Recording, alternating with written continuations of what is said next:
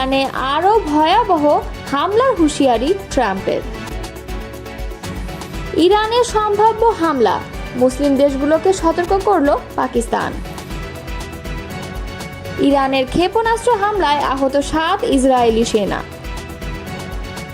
ইসরায়েলের মিত্র 3 দেশকে পাল্টা হুঁশিয়ারি ইরানের। এতক্ষণ শুনছিলেন সংবাদ শিরোনাম, এবারে বিস্তারিত। ইসরায়েলি হামলার পরেই মার্কিন প্রেসিডেন্ট ডোনাল্ড ট্রাম্প শুক্রবার ইরানকে চুক্তি করতে বলেছেন। চুক্তি না করলে ইসরায়েলের আরও নৃশংস হামলার মুখোমুখি হতে বলেছেন। ওয়াশিংটন জানিয়েছে তারা ইরানের প্রতিশোধের বিরুদ্ধে তাদের ঘনিষ্ঠ মিত্রকে আত্মরক্ষায় সহায়তা করছে। একই সঙ্গে ট্রাম্প তেহরানের পরমাণু কর্মসূচি নিয়ে আলোচনার দরজাও খোলা রেখেছেন, কারণ প্রথম মেয়াদে কোনো যুদ্ধ হয়নি বলে গর্ব করা এই প্রেসিডেন্ট তার দ্বিতীয় মেয়াদে যুদ্ধে জড়িয়ে পড়া এড়াতে পারেননি। হোয়াইট হাউসের একজন কর্মকর্তা এএফপিকে জানিয়েছেন শুক্রবার ট্রাম্প ও ইসরায়েলি প্রধানমন্ত্রী বেনিয়ামিন নেতানিয়াহু কথা বলেছেন। তিনি এর আগে বলেছিলেন ইরানের শীর্ষ সামরিক কর্মকর্তা এবং পরমাণু স্থাপনাগুলোতে হামলার বিষয়ে ইসরায়েল তাকে আগেই জানিয়েছিল।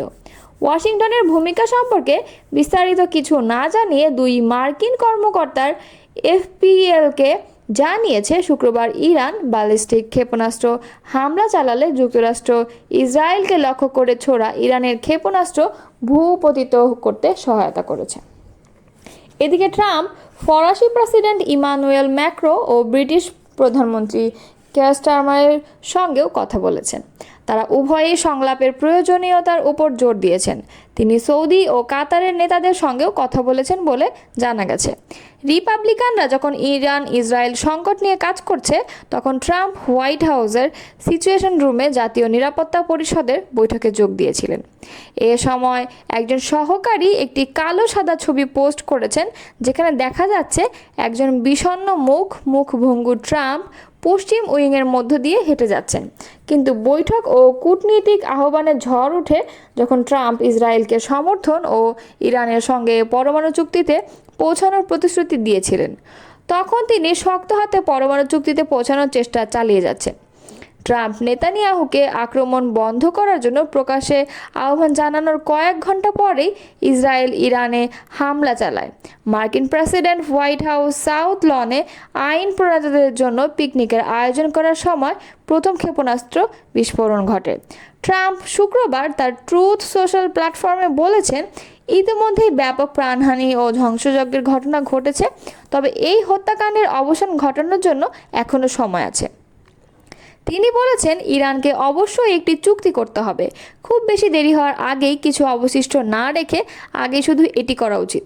ট্রাম্প এর আগে বলেছেন তিনি ইরানকে একটি চুক্তির করার জন্য সুযোগের পর সুযোগ দিয়েছেন, কিন্তু পরে মার্কিন গণমাধ্যমের সঙ্গে ও একাধিক ফোন আলাপে তিনি ইসরায়েলের চমৎকার হামলাকে সমর্থন করা এবং আলোচনার টেবিলে ফিরে আসার আহ্বান জানানোর মধ্যে দ্বিধাগ্রস্ত হয়ে পড়েন। এর কিছুক্ষণ পরেই তিনি এনবিসির সঙ্গে এক সাক্ষাৎকারে ইরানের দ্বিতীয় সুযোগের সম্ভাবনার উপর জোর দিয়ে বলেছিলেন তারা একটি চুক্তি করার সুযোগ হাতছাড়া করেছে। এখন তাদের আরেকটি সুযোগ থাকতে পারে, দেখা যাক। ইসরায়েলের সঙ্গে ইরানের চলমান সংঘাতের প্রেক্ষাপটে তেহরানের প্রতি পূর্ণ সমর্থন জানিয়েছে পাকিস্তান। ইসরায়েলের বিরুদ্ধে ঐক্যবদ্ধ হতে মুসলিম দেশগুলোর প্রতি আহ্বান জানিয়েছে দেশটি। পাকিস্তানের প্রতিরক্ষা মন্ত্রী খাজা আসিফ দেশটির পার্লামেন্টে বলেন, পাকিস্তান ইরানের পাশে আছে। ইরানের স্বার্থ রক্ষায় প্রতিটি আন্তর্জাতিক ফোরামে সহযোগিতা করবে পাকিস্তান। তিনি আরও বলেন, ইরান, ইয়েমেন ও ফিলিস্তিনকে টার্গেট করেছে ইসরায়েল। মুসলিম দেশগুলো এখনই যদি এক না হয়, তাহলে সবার পরিণতি একই হবে। খাজা আসিফ সব মুসলিম দেশকে ইসরায়েলের সঙ্গে তাৎক্ষণিকভাবে সম্পর্ক ছিন্ন করার আহ্বান জানান এবং একটি জরুরি ওআইসি বৈঠক ডেকে সমন্বিত কৌশল নির্ধারণের আহ্বান জানান। তিনি বলেন, পাকিস্তানের সঙ্গে ইরানের গভীর সম্পর্ক রয়েছে এবং এই কঠিন সময়ে ইসলামাবাদ তেহরানের পাশে আছে। এদিকে পাকিস্তানের উপপ্রধানমন্ত্রী ও পররাষ্ট্রমন্ত্রী ইসহাক দার ইরানে ইসরায়েলি হামলাকে ইরানের সার্বভৌমত্বের নির্লজ্জ লঙ্ঘন বলে মন্তব্য করেছেন।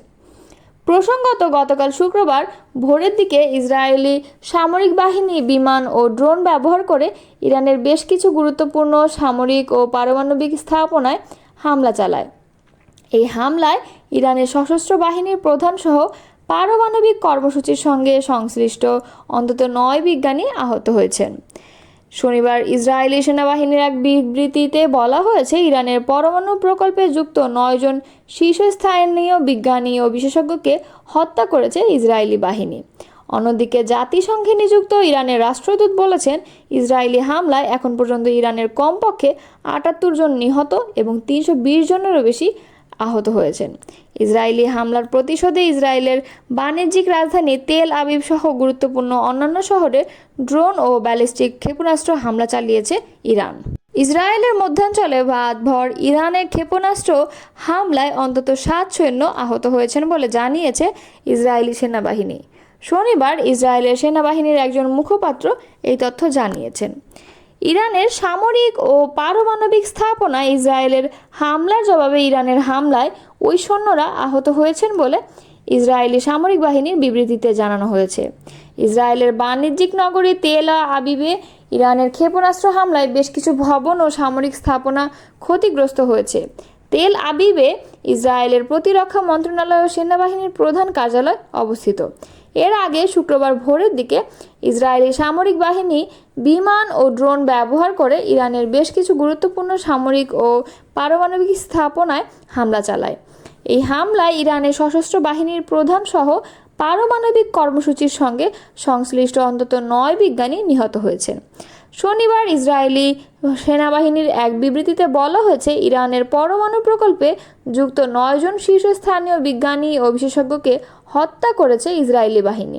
অন্যদিকে জাতিসংঘে নিযুক্ত ইরানের রাষ্ট্রদূত বলছে, ইরানের হামলায় এখন পর্যন্ত ইরানে কমপক্ষে 78 জন নিহত ও 320 জনের বেশি আহত হয়েছে। ইসরায়েলি হামলার প্রতিশোধে ইসরায়েলের বাণিজ্যিক রাজধানী তেল আবিব সহ গুরুত্বপূর্ণ অন্যান্য শহরে ড্রোন ও ব্যালিস্টিক ক্ষেপণাস্ত্র হামলা চালিয়েছে ইরান। ইরানের ছোড়া ক্ষেপণাস্ত্র ও ড্রোনের আঘাতে জেরুজালেম ও তেল আবিবের বেশ কিছু স্থাপনা ধ্বংসস্তূপে পরিণত হয়েছে। মধ্যপ্রাচ্যে ইসরায়েল ও ইরানের মধ্যে চলমান সংঘাত আরও বিস্তৃত রূপ নিতে পারে বলে আশঙ্কা করা হচ্ছে। ইসরায়েলি হামলার জবাবে ইরান এখন কেবল ইসরায়েল নয়, বরং ইসরায়েলকে সহায়তা দেওয়া পশ্চিমা শক্তিগুলোকেও সরাসরি হুমকি দিচ্ছে। তেহরান জানিয়েছে, যুক্তরাজ্য ও ফ্রান্স এই 3টি দেশের মধ্যপ্রাচ্যে থাকা সামরিক ঘাঁটি ও যুদ্ধজাহাজ ইরানের প্রতিশোধের লক্ষ্যবস্তুতে পরিণত হতে পারে।